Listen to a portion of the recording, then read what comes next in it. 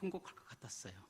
17, 18 너무너무 힘들어서 포기하고 싶을 때 교회에 와서 이 찬양 듣고 여러 번 힘을 얻고 여기까지 왔습니다.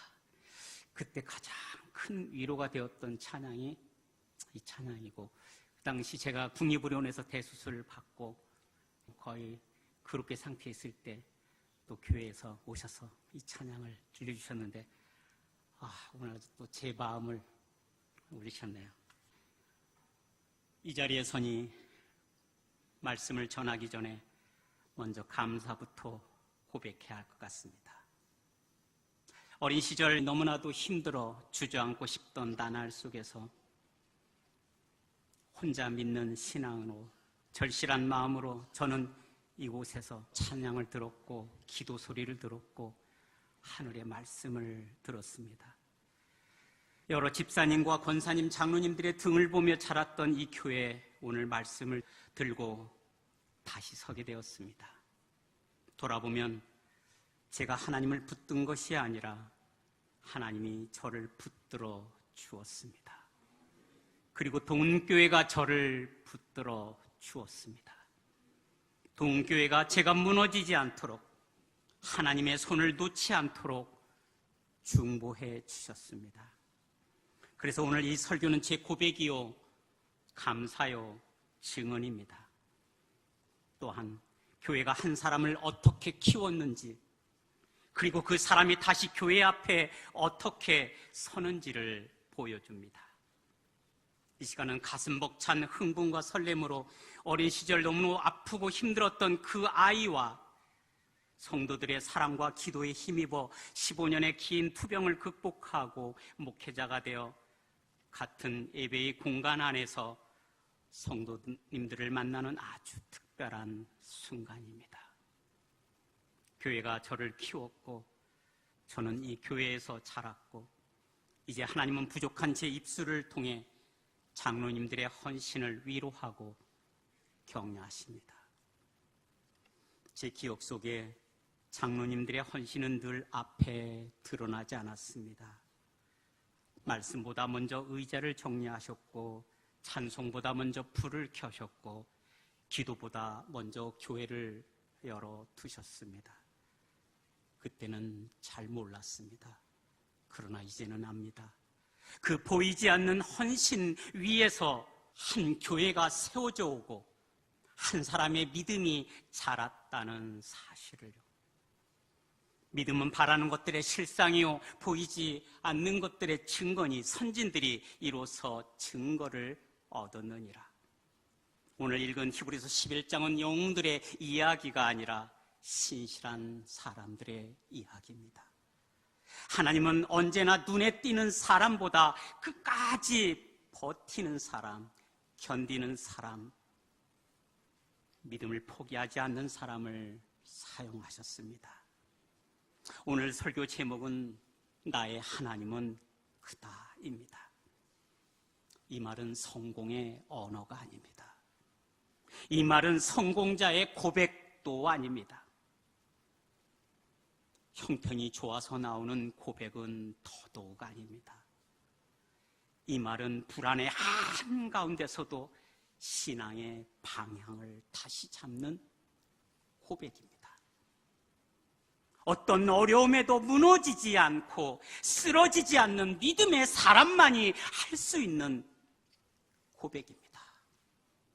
나의 하나님은 크다. 영국의 한 가난한 가정에서 태어난 글래디스 에일워스라는 여성이 있었습니다.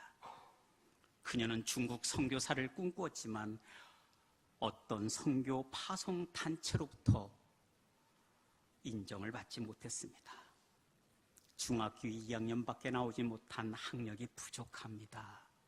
조건이 맞지 않습니다. 선교사로는 부적절합니다. 공식적으로는 하나님의 일꾼으로 탈락한 사람이었습니다. 그러나 그녀는 그 평가 앞에 무너지지 않았습니다. 오히려 이렇게 고백합니다. 나의 하나님은 크다. 같이 한번 해볼까요? 나의 하나님은 크다. 여러분이 힘드시고 어렵고 답답한 일이 있을 때 홀로 엎드려서 말씀을 붙들고 그렇게 고백해 보세요. 나의 하나님은 크다. 사람의 기준보다 하나님이 더 크다는 고백입니다. 그 말은 상황을 바꾸는 주문이 아닙니다. 눈앞의 현실은 여전히 가난했습니다. 길은 막혀 있었습니다. 그러나 그 고백 하나로 그녀의 두려움의 크기보다 하나님의 크기가 더 커졌습니다. 영화 6번째 행복에서 그녀의 이야기를 이렇게 증언합니다. 그녀가 이렇게 고백하고 기도해도 기적은 일어나지 않았습니다. 하지만 그 순간부터 그녀는 흔들리지 않습니다.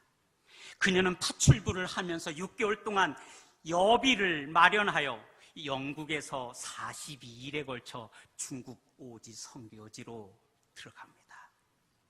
그 누구의 후원도 없이, 그 누구의 기도도 받지 못한 채 My God is big. 나의 하나님은 크다. 그 믿음 하나로 자비량으로 중국 오지에 들어갔습니다. 1930년대 일입니다. 그녀는 가난했습니다. 언어도 서툴렀습니다. 수없이 실패했습니다. 그러나 그녀는 하나님께서 보내신 그 자리에서 예수님의 이름으로 상처받은 사람들, 버려진 사람들을 품었고 버려진 고아들을 사랑했고 심지어는 전쟁 중에 수백 명의 생명들을 피난시키면서 하나님의 손이 되었습니다. 하나님의 마음이 되었습니다. 하나님의 발걸음이 되었습니다. 20년 뒤 영국으로 돌아와 선교 보고를 하는 자리에서 그녀가 고백했습니다.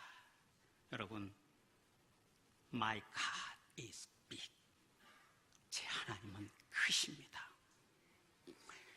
그녀의 선교 간증 보고는 센세이션을 일으켰고 전 영국이 충격과 감동에 휩싸였습니다.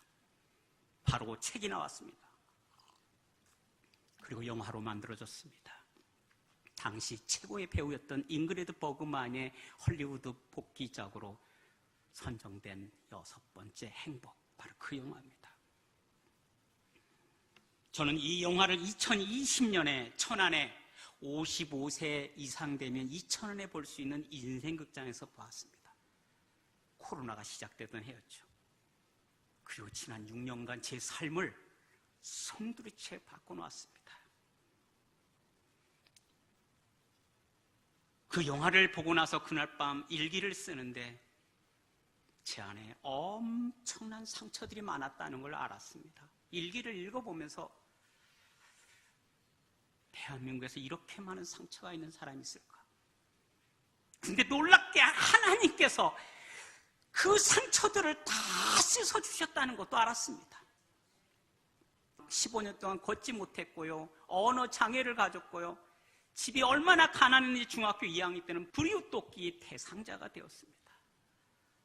고등학교 1학년 때는 너무 아파서 병원 가고 싶은데 어머니한테 그 말을 못했습니다.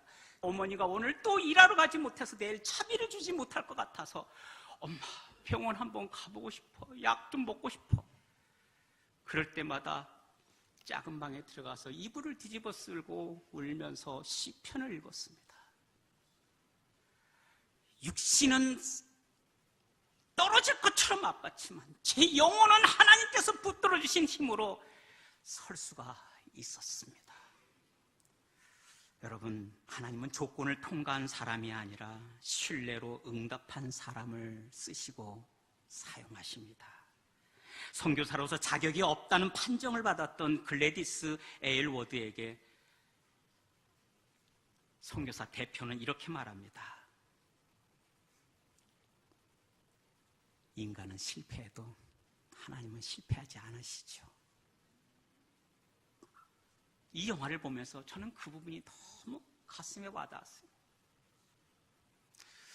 저도 이제 목사로서 한 30여 년 달려오면서 끊임없이 묻습니다. 하나님, 왜 과학자가 되고 싶었고 약사가 되고 싶었던 저를 왜 하필 why me? 왜 접니까?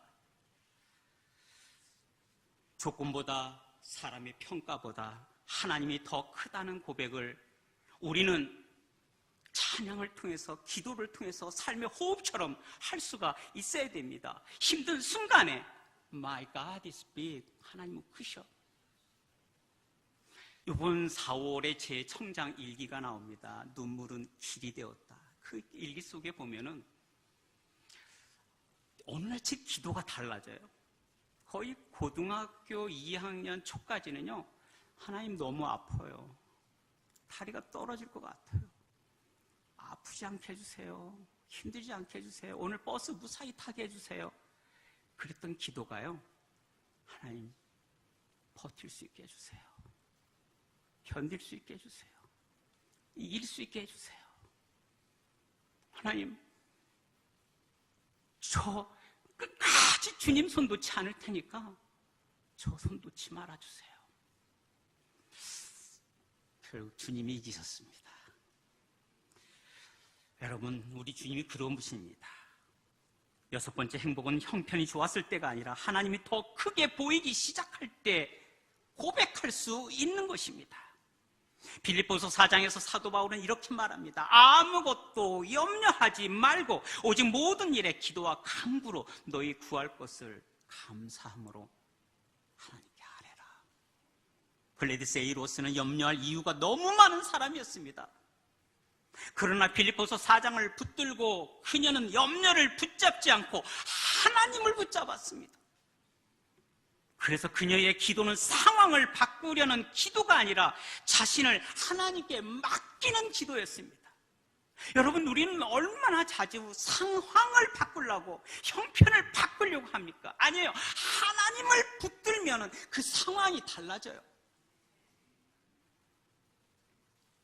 기도는 통제의 언어가 아니라 신뢰의 언어라는 말이 그녀의 삶을 통해서 증명되었습니다. 오늘 우리가 읽은 빌립보서 4장에서 바울은 염려하지 말라고 말할 수 있는 상황이 아니었습니다. 로마의 감옥에 있었고 미래를 알 수 없는 상황으로 앞이 보이지 않았습니다. 그럼에도 바울을 통해 주님은 분명히 우리에게 말씀하십니다. 아무것도 염려하지 말고 오직 모든 일에 기도와 간구로 맡기라. 맡기라는 건 던지는 거예요. 내가 붙들고 있으면 나만 힘드니까 던지는 거예요. 그 던지는 연습 생각해보면 저는 참 많이 했던 것 같아요. 사실은 수촌마을에서 여기 교회까지 제 걸음으로 1740보였어요. 그 당시 일기장에서 있더라고요. 41분. 버스 타고 쉽게 올 수가 있어요. 근데 버스비도 아낄 겸 해서 자연 속을 거니면서 기도하면서 왔어요. 하나님, 저 꽃 예쁘게 만드신 분 하나님이시죠? 저 나무 멋있게 만든 분 하나님이시죠? 저도 그렇게 되고 싶어요. 하나님, 왜 꽃과 나무만 저렇게 멋있게 만들어요? 저는 그렇게 대화하면서 왔어요. 여러분에게 혹시 이렇게 제가 쓴 회상시에 보면은 교회 오는 길이라는 시가 있습니다. 정말 제 인생에 그 불인교회 그리고 동교회가 없었다면 여기까지 올 수 있었을까? 그렇지 못했을 것 같아요. 아무것도 염려하지 마시고 주님께 맡길 수 있는 믿음 가지시길 바랍니다. 염려가 사라져서 평안해진 것이 아니라 하나님이 더 커져서 염려가 작아진 것입니다. 하나님이 너무 커져서 자녀를 어떻게 하든지 붙들려는 게 아니라 하나님이 더 커지면 자녀를 하나님께 맡기게 되는 것입니다. 문제를 주님께 맡기고 어려운 상황을 주님께 맡길 때 My God is big. 나의 하나님은 크시다. 되는 것입니다. 사랑하는 장로님, 여러분의 신앙도 이런 고백의 순간들로 교회를 지켜오지 않았습니까? 형편은 어렵지만 나의 하나님은 크다. 이 고백 하나로 여러분은 흔들리지 않고 교회를 섬기고 교회를 봉사하고 주님을 위해서 헌신하며 달려오지 않으셨습니까? 이 고백 하나로 여러분이 섬기는 교회는 흔들리지 않고 바로 이렇게 서 있는 것입니다. 앞서가신 믿음의 장로님들 그 뒤를 이어서 지금 여러분도 그렇게 가셔야 할 것입니다. 여러분, 기도는 상황을 바꾸는 기술이 아니라 하나님을 신뢰하는 태도입니다. 저는 제 인생에서 가장 잘한 것이 지금은 천국에 계시지만 안순아 권사님의 아들 기수형, 그 형의 인도로 1971년 5월 5일 날 부린교회에 온 것입니다. 그런데 알 수 없는 힘이 저를 20년간 새해 빼고는 다 개근을 했습니다. 80년 4월 6일 아버지가 때려서 죽일 것 같았지만 아침 7시에 와서 세례를 받고 집에 가서는 세례 받았다는 걸 숨기고 하나님께, 하나님, 저 세례 받았어요. 이제 주님이 저의 아버지예요. 저도 주님 놓지 않을 테니까 평생 저를 붙들어 달라고 기도했던 그날 밤을 잊을 수가 없습니다. 그리고 두 번째는 초등학교 3학년 때부터 지금까지 일기를 써온 겁니다. 올해 두 번째 제 일기가 책으로 나오는데 아팠던 날들의 기록을 보면 너무 그 당시 제가 고맙고 대견스럽더라고요. 이 아픔의 기록을 남기지 않으면 많은 사람들이 언젠가 내가 잘나서 아마 됐을 줄 알 거야. 아플 때도 하나님은 내 곁에 계셨고 나를 붙들고 계시다는 것을 아셔야 되는데, 꾸준함, 그게 저의 무기였습니다. 정말 그런 결심을 많이 했습니다. 나는 끝까지 간다. 주님 부르시는 날까지 간다. 주일 성수는 목숨을 걸고 한다. 비가 억수같이 쏟아지는 날 우산을 쓸 수 없었지만 비닐봉지에 성경책과 속옷을 넣고 여기까지 걸어왔던 기억이 있습니다. 그때 많은 분들이 혀차는 소리를 옆에서 했지만 한 권사님의 기도를 잊을 수가 없습니다. 하나님, 저 아이를 축복해 주시지 않으면 제가 견딜 수가 없습니다 라고 했던, 누구신지 모르지만 그런 분들의 기도가 저를 여기까지 오게 했습니다. 여러분, 하나님이 찾으시는 믿음은 어떤 사람일까요? 히브리서 11장은 우리에게 믿음의 영웅들이 가진 세 가지 믿음을 가르쳐 줍니다. 그것은 바로 바랄 수 없는 것을 바라는 믿음. 같이 한번 따라해 볼까요? 바랄 수 없는 것을 바라는 믿음, 볼 수 없는 것을 보는 믿음, 할 수 없는 것을 하게 만드는 믿음. 그렇습니다. 이 믿음은 젊은 날의 열정이 아니라 세월을 통과한 신실함에서 나옵니다. 장로의 믿음은 설명하는 믿음이 아니라 보여주는 믿음입니다. 그리고 끝까지 견디는 믿음입니다. 장로님들이 품고 붙들어야 할 신앙은 두 가지입니다. 하나는 유월절 신앙이고 하나는 오순절 신앙입니다. 유월절 신앙은 믿음의 눈으로 교회를 보는 힘입니다. 믿음의 눈으로 세상을 보는 힘입니다. 유월절은 이스라엘 백성이 애굽을 떠나던 날 이전에 하나님의 약속을 먼저 붙든 밤이었습니다.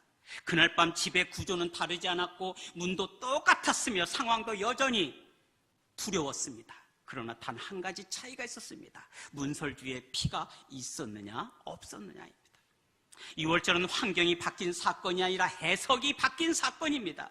하나님을 믿는다는 것은 문제가 없는 삶을 사는 것이 아니라 문제를 하나님이 이미 보고 계신다, 문제를 하나님이 붙들고 계신다는 확신을 가지고 담대하게 평안하게 살아가는 신앙입니다. 이게 바로 장로의 신앙이 되어야 됩니다. 먼저 두려워하지 않고 먼저 판단하지 않고 하나님을 신뢰하는 신앙, 믿음의 눈으로 교회를 보고 믿음의 눈으로 가정을 보고 믿음의 눈으로 세상을 보는 그 신앙, 바로 이런 유월절 신앙을 가진 장로님들의 헌신을 통하여 주님의 몸된 교회는 견고히 서가는 것입니다. 문제보다 하나님의 마음입니다. 하나님의 눈입니다. 하나님의 보호를 먼저 보는 신앙, 이런 신앙이 우리 장로님들에게 필요합니다. 두 번째로는 유월절 신앙입니다. 성령의 도우심으로 끝까지 가는 힘, 성령의 도우심으로 끝까지 가는 신앙. 그렇습니다. 유월절이 구원의 시작이라면 오순절은 구원의 지속입니다. 예수님은 제자들에게 말씀합니다. 약속하신 것을 기다리라. 제자들은 이미 예수님을 보았고 부활도 경험했지만 그래도 성령의 능력 없이는 사명을 감당할 수가 없었습니다. 오순절은 이렇게 말합니다. 신앙은 결심으로 시작되지만 사명은 성령의 도우심으로 유지됩니다. 우리 장로님들의 헌신과 봉사와 신앙은 성령이 도와주시지 않으면 끝까지 신실함을 유지할 수가 쉬운 것이 아닙니다. 장로의 신앙은요, 열심으로 버티는 신앙이 아니라 성령께서 붙드시는 신앙이어야 됩니다. 말이 아니라 기도로, 판단이 아니라 기다림으로, 앞섬이 아니라 동행으로 나아갈 수 있어야 됩니다. 내 힘이 아니라 성령께서 하신다, 성령께서 도와주신다, 성령께서 나와 함께 하신다는 바로 그런 신앙의 고백 말입니다. 6월절은 믿음의 눈으로 세상을 바라보는 신앙이라면 오순절은 성령의 손에 내 인생을 맡기고 끝까지 가는 신앙입니다. 이 두 신앙 위에 장로님들의 헌신이 서 있을 때 교회는 혼돈의 세대를 넘어 다음 세대로 전승되고 살아 움직이게 될 것입니다. 사랑하는 장로님 여러분, 글래디스 에이로스의 믿음은 특별한 영웅의 믿음이 아닙니다. 이 믿음은 이름 없이 교회를 지켜온 믿음, 조건 없이 헌신해온 믿음, 결과보다 신실함을 선택한 믿음, 이것이 바로 장로님의 믿음이 되어야 됩니다. 장로의 헌신은 눈에 띄지 않지만 하나님께서는 가장 크게 보이는 헌신입니다. 저는 오늘 이 설교를 하며 어린 시절을 떠올리지 않을 수가 없었습니다. 장애를 안고도 혼자 예배의 자리를 지켰던 아이, 수술대 앞에서도 교회의 기도로 버틸 수 있었던 한 사람. 그때 저를 살린 것은 사람의 조건이 아니라 나의 하나님은 크다라는 고백이었습니다. 그래서 오늘 이 설교는 다른 누군가의 이야기가 아니라 교회가 함께 써내려온 이야기입니다. 사람은 엉망이 아닙니다. 다만 그 사람의 만남이 잘못될 뿐이다. 저는 동원교회에서 하나님을 만났고 믿음의 어른들을 만났습니다. 저를 기도와 사랑으로 세워주신 장로님들을 잊을 수가 없습니다. 김병규 장로님, 안승대 장로님, 안하준 장로님, 한자근만 장로님, 조창근 장로님, 유병현 장로님, 박형 장로님, 강신철 장로님, 그 외 많은 하나님이 세우신 장로님들 통해서 또 이 교회를 통해서 저는 견딜 수 있었고 버틸 수 있었고 일어설 수 있었고 승리할 수가 있었습니다. 장로님들께 감히 말씀드립니다. 여러분의 기도가 이 교회의 뿌리였습니다. 여러분의 헌신이 이 교회의 울타리였습니다. 오늘 우리는 다시 고백할 수 있어야겠습니다. 나의 하나님은 크다. 나의 하나님은 나의 생각보다, 나의 믿음보다 크다. 하나님을 크게 믿어오신 장로님들의 믿음이 이 교회를 여기까지 오게 했습니다. 하나님은 준비된 사람보다 하나님을 크게 신뢰하는 사람을 통해 일하십니다. 주님께서 여러분의 남은 걸음을 끝까지 붙들어 주시기를 기원합니다. 기도하겠습니다. 주님, 우리 모두가 다시 한번 이 교회를 세우신 하나님 앞에 마음을 내려놓습니다. 보이지 않는 자리에서 오래도록 교회를 붙들어 온 장로님들의 헌신을 하나님께서 친히 기억하실 줄 믿습니다. 오늘의 예배가 한 사람의 수고를 드러내는 시간이 아니라 그 모든 수고를 통해 하나님께서 얼마나 크신 분이신지를 다시 고백하는 시간이 되게 하옵소서. 이제 이 자리에 모인 우리 모두가 같은 고백으로 다시 섭니다. 나의 하나님은 크다. 이 고백이 말로만이 아니라 앞으로의 걸음이 되게 하시고 남은 생의 자리마다 모든 성도님들의 삶이 되게 하여 주시옵소서. 예수님의 이름으로 기도하옵나이다. 앙코라 임파로. 나는 아직도 배우고 있습니다. 최광일이었습니다.